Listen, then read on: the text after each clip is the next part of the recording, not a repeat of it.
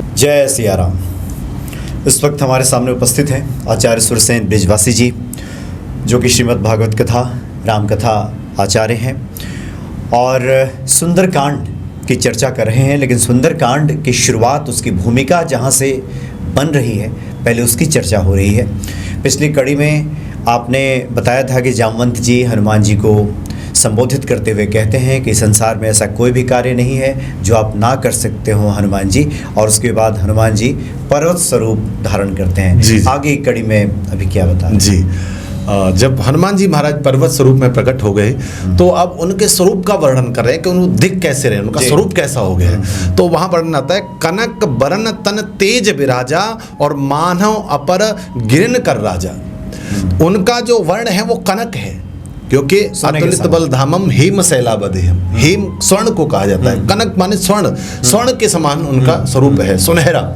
और तेज विराजा, उनके वो स्वर्ण जो स्वरूप है वो उसके अंदर से तेज प्रकट हो रहा है। और वो कैसे शोभित हो रहा है, जैसे कि पर्वतों का राजा सुमेरु जिस तरह से सुशोभित होता है जब उसके ऊपर पहली किरण सूर्य की पड़ती है और उसके ऊपर से जो प्रकाश प्रकट होता है, तो ऐसा ही दिव्य प्रकाश श्री हनुमान जी महाराज के अंदर से प्रकट हो रहा है। और ऐसा लग रहा है कि मानो ये कोई पर्वतों के राजा सुमेरु विद्यमान हो, यहाँ विराजमान हो।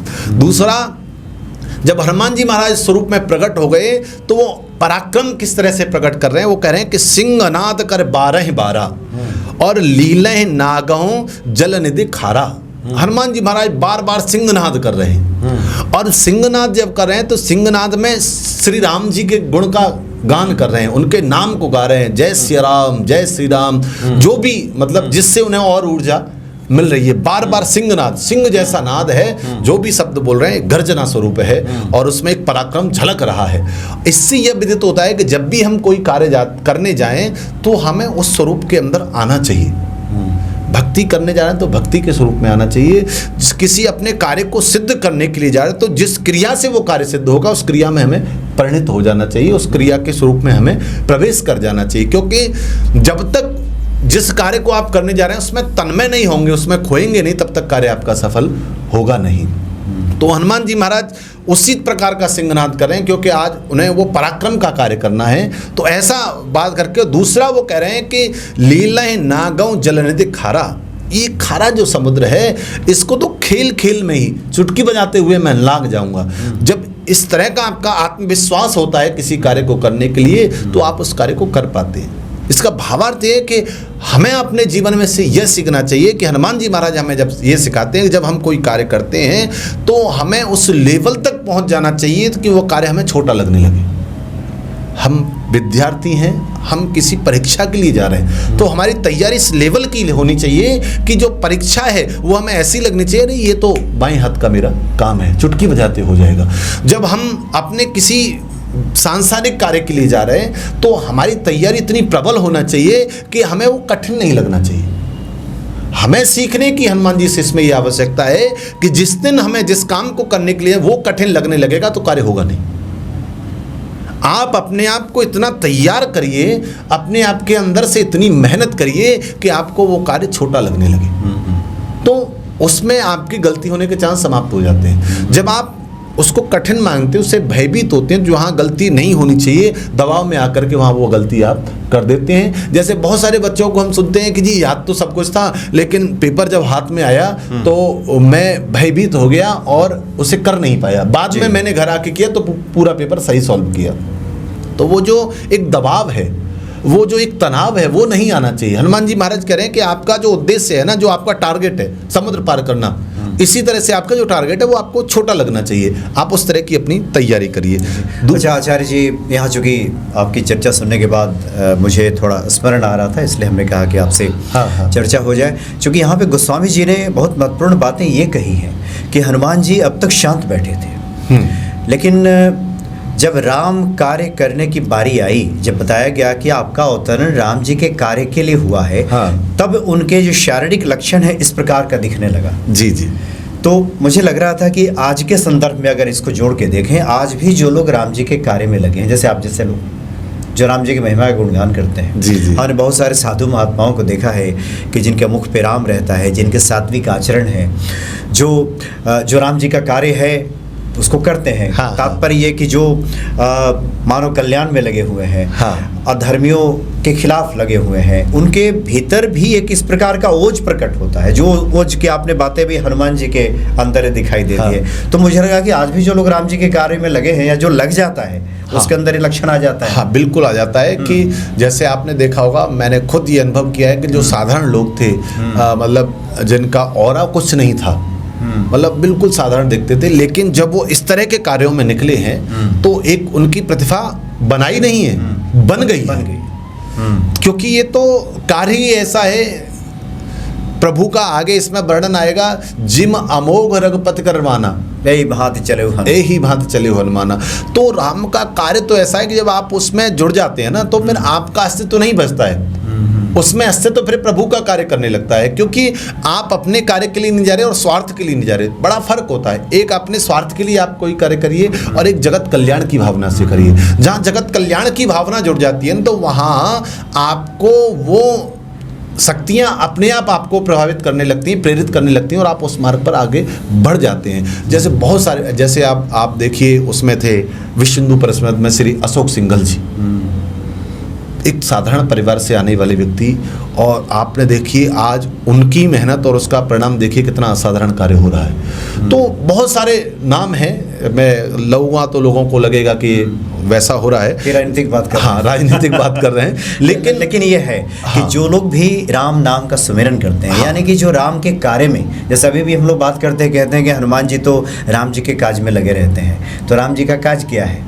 राम जी का काज तो यही है कि संतों की रक्षा, जो अच्छे लोग हैं उनकी मदद करना, और जो बुरे लोग हैं उनका खात्मा करना, बुराइयों का अंत करना, यही राम जी का काम है। बिल्कुल यही। तो जो भी राम जी के कार्य में लगता है, मुझे लगता है कि हनुमत स्वरूप ही हो जाता है, जो लक्षण आप बता रहे हैं इसमें। हाँ, अगर कि वो तेज बढ़ गया और उनके अंदर सिंहनाद करने लगे, हाँ, और ऐसा लगा कि इस खारे समुद्र को तो लीला ही मतलब निगल जाएंगे, हाँ, ऐसा लग रहा है। हाँ, बिल्कुल इस स्वरूप में आ गए। बिल्कुल। और दूसरी बात क्या होता है कि इसमें आप एक और दृष्टि ये आती है मेरी कि हम लोग भी जब कोई बात बोल रहे होते हैं तो कई बार ऐसा होता है कि हम अपने आप को भूल जाते हैं, उसमें तन्मयता इतनी चली जाती है कि वो फिर बाद में ध्यान आता है, अरे हमारा तो ये था ही नहीं। या कई बार आप जब कोई कार्य कर रहे होते हैं तो आपने सोचा नहीं होता कि ऐसा करना है, वैसा करना है, लेकिन प्रभु कृपा से ऐसी व्यवस्थाएं बनती हैं कि वो होता चला जाता है, और आप केवल और केवल भगवत कृपा से उसमें एक साधक के रूप में कार्य कर रहे होते हैं। अस्तित्व तो मैं कहता हूँ मेरा या आपका या किसी का भी कुछ नहीं है, लेकिन जब प्रभु कृपा होती है तो आप उसमें एक सहायक सिद्ध होते हैं। और दूसरी बात, ये जगत प्रसिद्ध है, कभी भी जब भी आप किसी श्रेष्ठ कार्य में, किसी धार्मिक कार्य में, किसी भगवत प्रेरणा से प्रेरित कार्य में जुड़ते हैं तो उसमें आपको अपने आप सहायता मिलती है, आपको कुछ करना नहीं पड़ता। और ये आपने बहुत अच्छी बात की है कि वास्तव में कि ऐसे स्वरूप लोगों के अंदर दिखाई देने लगते हैं। ये हमने इसलिए भी आपसे कहा कि एक बार हमने बहुत पहले एक महात्मा से पूछा था कि आप लोग कहते हैं कि हनुमान जी तो राम जी के काम में लगे रहते हैं, अब कौन सा काम बचा है उनका? सीता जी का हरण हुआ था, अब तो रावण वध भी हो गया कब का, अब कौन सा काम करते हैं वो राम जी का? तो उन्होंने कहा था कि साधु संत के तुम रखवारे, असुर निकंदन राम दुलारे। जी जी, यही राम जी का काम है, साधु संतों की रक्षा और असुरों का नाश करना। एक और मुझे ध्यान आ रहा है, चूंकि अब राम जी की आपने बातें की, मैथिली शरण गुप्त जी ने तो लिखा है कि हे राम तुम्हारा चरित्र स्वयं ही काव्य है, कोई कवि बन जाए सहज संभाव्य है। जो राम का नाम लेगा वो कवि भी बन जाता है, बिल्कुल वो कवि बन जाएगा, वो उसके अंदर क्या नहीं हो सकता। बिल्कुल। मैं अभी इसी कवि के ऊपर ही किसी को सुन रहा था, वो कह रहे थे कि देखिए मैं मानता हूँ आज के समय में तुलसीदास से बड़ा कोई कवि नहीं है। तो किसी ने उनसे पूछा कि आप कैसे इस बात को मानते हैं? उन्होंने कहा कवि जो है ना वो कविताओं तक सीमित रह के जाता है, लेकिन गोस्वामी जी को देखिए तो वो कविताओं तक नहीं, उन्होंने एक ऐसे ग्रंथ का निर्माण कर दिया जो कि आज लोगों के जीने की शैली बन गया। तो उनका संदर्भ वो था, लेकिन मेरा संदर्भ दूसरा है। मेरा संदर्भ दूसरा ये है कि वो इसलिए जीवन शैली बन गया क्योंकि वो भगवान के नाम से जुड़ा हुआ था। कभी तो बहुत हुए और बहुत होंगे भी आगे, लेकिन जो गोस्वामी तुलसीदास जी इन्होंने ऐसे स्वरूप को सुना कि अगर उसका कोई नाम लेगा तो वो जगत प्रसिद्ध हो ही जाएगा और वो लोगों की जीवन शैली में आ ही जाएगा, क्योंकि वो जिन्होंने उसको जो गाया है वो है ही ऐसा विलक्षण। आप बिल्कुल सही बात है कि आप कौन है इसका मायने नहीं रखता, आपने जिसको पकड़ा है वो कौन है वो मायने रखता है। आपने आज प्रधानमंत्री का हाथ पकड़ा हुआ है तो आप कौन है इसका कोई मायने नहीं है, लेकिन आपने हाथ प्रधानमंत्री का पकड़ा हुआ है ये मायने रखता है। तो ठीक उसी प्रकार से गोस्वामी जी को लोग भले ही साधारण कहें उससे कोई बात नहीं, लेकिन उन्होंने जो कार्य किया वो बहुत असाधारण है, क्योंकि उन्होंने हाथ हनुमान जी का पकड़ा हुआ था, उन्होंने हाथ राम जी का पकड़ा हुआ था, उसको पकड़ करके ये कार्य किया। तो इसलिए अगर आज उनका जो ये अद्भुत ग्रंथ है अगर जनमानस के भीतर पहुंचा है तो इसमें कोई बड़ी बात नहीं है और कोई कठिन कार्य नहीं है, क्योंकि हनुमान जी जिसके साथ हों उसके जीवन में कोई कार्य कठिन हो ही नहीं सकता है। यानी सुंदरकांड की ये भूमिका भी तैयार हो रही है। हाँ, उसके बाद हनुमान जी उसके बाद प्रवेश उनका करेंगे कार्य प्रारंभ होगा। बिल्कुल, उसके पहले ये भूमिका तो उसके पहले की ये भूमिका है और भूमिका में वो क्या करे आप देखिए। उस जब उन्हें पता चला कि आपका जन्म आपका जो अवतार है वो राम काज के लिए हुआ है, तो वो क्या कह रहे हैं कि अब मुझे क्या कर, वो कह रहे हैं सहित सहाय रावण ही मारी और आनो यहाँ त्रिकूट उपारी। वो कह रहे हैं आप बताइए मैं जाऊं रावण को उसके सहायकों के सहित, केवल अकेले रावण को नहीं, उसके जितना भी परिकर है जो भी उसको सहायता करे इस कार्य में उन सबको मार दूं, और कहो तो त्रिकूटाचल पर्वत पर बरसने बाद लंका को ही नहीं पूरे त्रिकूटाचल पर्वत को उखाड़ करके ले आऊं, क्योंकि अब मुझे मेरा उद्देश्य पता चल हाँ, अब मुझे पता चल गया कि मुझे करना है, करना क्या है, करना ये है। तो अब वो कह रहे हैं कि मेरी नजर में तो ये आ रहा है कि सबसे बेस्ट ये है कि जाओ उन सबको मारो और पूरे त्रिकूटाचल को उखाड़ करके ले यहाँ पर ले आओ, जिससे कि सारा काम समाप्त हो जाए। जिस पे लंका बसा हुआ है, हाँ, जिस पे लंका त्रिकूटाचल पर्वत के ऊपर बसा हुआ है, तो वो लंका की बात नहीं कर रहे हैं, वो पूरे पर्वत की करे बेस सहित में इसको ले आता हूँ, इसका जड़ सहित समाप्त कर देते हैं। लेकिन वो ये बात उन्होंने कह दी पहले, लेकिन होता क्या है जब हम या आज का जो नव युवक है वो जय श्री राम बोल के इसके लिए तैयार हो जाता है, मैं ये करूँगा वो करूँगा, और कई बार हम वो कर देते हैं जो नहीं करना चाहिए। तो यहाँ पर हनुमान जी ने अगले ही क्षण फिर अगली लाइन में क्या कहा है, जामवंत मैं पूछूं तो ही, पराक्रम बहुत ज्यादा आ गया तो उन्होंने कहा मेरी दृष्टि में ये आ रहा है कि ये करना चाहिए। अब आप क्या कहते हैं, वो कहते हैं जामवंत मैं पूछूं तो ही उचित सिखावन दीजहूं मोही। अब आप मुझे श्रेष्ठ बताइए कि श्रेष्ठ क्या है, मुझे क्या करना चाहिए और मेरा उद्देश्य क्या है, क्योंकि आपने ही मुझे बताया कि आपका उद्देश्य राम काज को करना है, आपका अवतार उनके लिए हुआ है, अवतार उनके लिए हुआ है, तो इस समय मुझे क्या करना है ये आप बताइए, मेरी समझ में ये आ रहा है। तो वहां पर जामवंत जी विवेक से उन्हें समझाते हैं कि करना क्या है। यहाँ पर ये बात स्पष्ट होती है कि आपके अंदर जब आक्रामकता आ जाए तो आपको उस आक्रामकता में अपने आप को भूलना नहीं चाहिए, अपने विवेक का प्रयोग करना चाहिए और विवेक के साथ ही कार्य करना चाहिए। ये हनुमान जी महाराज सिखाते हैं। तो उन्होंने कहा कि इतना करहूं तात तुम पाई, सीता ही देख कहूं सुधे आई। तुम्हें केवल इतना करना है कि वहां जाना है और जा करके तुम्हें सीता जी को देख करके उनकी खबर लेकर के यहाँ बतानी, बस इतना काम है। अगर आगे का तुम कार्य करोगे तो सारी लीला बाधित हो जाएगी, जो क्रिया होनी है, जो महिमा का गुणगान होना है और जो प्रकृति का नियम है कि रावण राम जी के हाथों मरेगा, वो सब विध्वंस हो जाएगा। तो इसलिए आपके अंदर जो जोश है, आपके अंदर जो पराक्रम है, उसका केवल इस समय इतना प्रयोग है कि आप सीता जी की खोज करके आए, उनको पता लगा के आए कि वो किस हाल में हैं और वहाँ की स्थिति क्या है। अगर हमें युद्ध करना है उसके साथ में, तो युद्ध करने से पहले अंदर की बातें क्या हैं वो हमें पता होनी चाहिए, क्योंकि जब तक आप किसी भी शत्रु के साथ में जाते हैं, जब तक आपको उसको अंदर की बातें नहीं पता होती हैं, तब तक आप सही निर्णय नहीं ले पाते अथवा सही चीज़ों का प्रयोग नहीं कर पाते। तो वो कहते हैं आप इतना करिए और तब निज भुजबल राजीव नैना, तब क्या होगा कि कौतुक लागे संग कपिसेना, तब राजीव नयन भगवान स्वयं, और जिनका स्वयं का अपना भुजबल है वो भगवान अपने बाहुबल से राक्षसों का संहार करेंगे और सीता जी को ससम्मान यहाँ लेकर के आएंगे। इसलिए इस खेल के लिए हम सब जो वानर समूह तैयार हो रहा है, ये सब भगवान के साथ में रहेगा और भगवान की ये लीला है। इसलिए आपको वो नहीं करना है, आपको ये करना है कि वहाँ से जाकर के केवल खबर लेकर के आनी है। तो इसका भावार्थ मुझे जो लग रहा है वो केवल और केवल इतना है कि आपको अपने जीवन के अंदर जब कभी ऐसा अवसर मिलता है और भगवान आपको ऐसी प्रेरणा देते हैं कि आप उनके कार्य में लग रहे हैं, तो आज के परिप्रेक्ष्य में क्या हो रहा है कि व्यक्ति भगवान के कार्य को करते करते करते करते उसे ऐसा अनुभव होने लगता है कि वो भगवान की महिमा को छोड़ करके फिर अपनी महिमा गाने लगता है। आया तो राम चर्चा के लिए था, वर्णन तो राम जी का कर रहा था, लेकिन धीरे धीरे अब लोग ऐसी बातें कहते हैं तो उसे लगता है कि अब तो मैं ही भगवान का अवतार हूँ या मैं ही भगवान का अंश हूँ। तो ये नहीं होना चाहिए।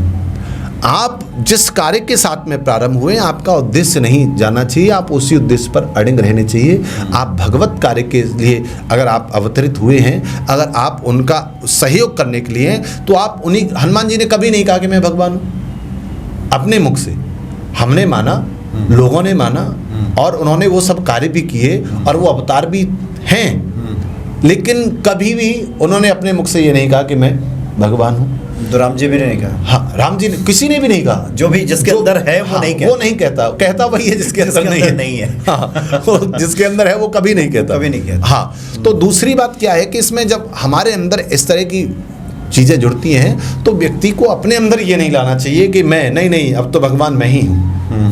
और प्रेमानंद जी महाराज को मैं सुन रहा था तो उन्होंने इस बात को कहा था कि आजकल समस्या ये है कि लोग आते तो भगवान का गुणगान करते हैं, लेकिन वो फिर भगवान बन जाते हैं, फिर भगवान की चर्चा नहीं होती पर खुद की चर्चा, खुद का बखान करने लगते हैं। हरि भजन को हाँ, ओटन लगे कपास, तो ये होने लगता है। तो ये नहीं होना चाहिए। हनुमान जी इससे ही हमें सीख देते हैं कि हमें अपने उद्देश्य को नहीं भूलना चाहिए। भगवान ने हमारे ऊपर कृपा की, ये हमारा सौभाग्य है। जी जी जी। भगवान लाखों करोड़ों लोग हैं, किसी को भी चुन सकते हैं। अगर आपको चुना है तो उनकी कृपा है। और दूसरी बात ये कि हमें इससे क्या मिलता है, हमें अपने जीवन में क्या करना चाहिए। तो इसमें सबसे बड़ी हमारे सीख ये निकल करके आती है कि जीवन में आप जो भी कार्य कर रहे हैं ना, उससे एक योग्य व्यक्ति के दिशा निर्देश में करिए। आपके अंदर कोई गाइड होना चाहिए। आप अनुष्ठान भी कर रहे हैं ना, तो एक योग्य विधि का आपको सानिध्य मिलना चाहिए कि आपको अनुष्ठान में करना क्या है, और कहीं कोई त्रुटि आ रही तो आप उससे पूछ सकें। आपको ऐसे लोगों के साथ में संपर्क जोड़ना चाहिए, क्योंकि बहुत सारी चीज़ें ऐसी बन जाती हैं जब आप कार्य करते हैं तो आप उनसे फिर कैसे निकल करके आए, उसके लिए आपके एक योग्य व्यक्ति का मार्गदर्शन होना आवश्यक है। आप ऐसे लोगों के साथ जुड़िए जो इन क्रियाओं को करते हैं, जो इनसे जुड़े हुए हैं, क्योंकि जब तक इससे ये संबंध निकल के आता है, जब तक आपको एक सही मार्गदर्शन नहीं होगा तब तक आप एक सही रास्ते पर नहीं चल सकते हैं। तो आप जब भी कोई धार्मिक अनुष्ठान करते हैं, आप इस तरह की क्रियाएं करते हैं, तो कहीं ना कहीं ऐसी जगह आप जुड़िए जहाँ आपको मार्गदर्शन समय समय पर मिलता रहे। और मैं तो ये कहता हूँ कि आप गुरु लोगों के सानिध्य में रह करके ही ये अनुष्ठान करिए, क्योंकि कई बार बहुत सारी त्रुटियां होती हैं और कई बार नहीं थी लेकिन हो गई बीच में, अब आपको क्या करना है। तो इसके लिए ये हनुमान जी महाराज जीवन में बोध देते हैं कि मैं इतना बलशाली हूँ, प्रबल हूँ, लेकिन फिर भी मैं मार्गदर्शन मांग रहा हूँ कि मुझे करना क्या चाहिए। तो ये सब चीज़ें हैं, आप इनको ध्यान में रखते हुए करिए। तो कई बार ईश्वर प्रेरणा से बहुत सारे शब्दों के नए नए अर्थ भी खुलते हैं। आपने भी सुंदरकांड कई बार पढ़ा होगा, और कई बार ईश्वर की प्रेरणा से उसका एक नया अर्थ भी खुलता है। हम तो आपको सुन रहे थे तो मेरे ध्यान में आ रहा था कि आखिर ईश्वर लीला करते क्यों हैं। वो चाहते तो हम लोग पढ़ते भी हैं दुर्गा सप्तशती में भी कि माता के तो भ्रिकुटी के संचालन मात्र से लय प्रलय हो जाए सृष्टि का, फिर वाण क्यों चलाती हैं। प्रभु श्री राम की इच्छा मात्र से सब हो जाता, फिर इसकी आवश्यकता क्या है। तो आवश्यकता यही है जो संत लोग बताते हैं कि कर्मों पे ध्यान दीजिए, और कर्म हमारे कैसे हो इन्हीं लीलाओं से पता चलता है। बिल्कुल, ये जो लीला है ईश्वर की, यही संदेश देता है कि हमारे कर्म किस प्रकार के होने चाहिए। कर्म अच्छा होगा तो सब अच्छा होगा। बिल्कुल। कर्म अच्छा होगा तो राम का ही वो कार्य होगा, और राम के कार्य में लगेंगे तो हनुमान जी तो हाँ बिल्कुल, ये तो स्वाभाविक है। हाँ, स्वाभाविक है। तो आगे की कड़ी में अब मुझे लगता है कि अगली कड़ी में हम लोग सुंदरकांड स्वामी जी ने जहाँ से सुंदरकांड की शुरुआत की है, हाँ, वहाँ हम लोग प्रवेश कर जाएंगे। बहुत बहुत धन्यवाद आपका। जय सिया राम। जय सिया राम।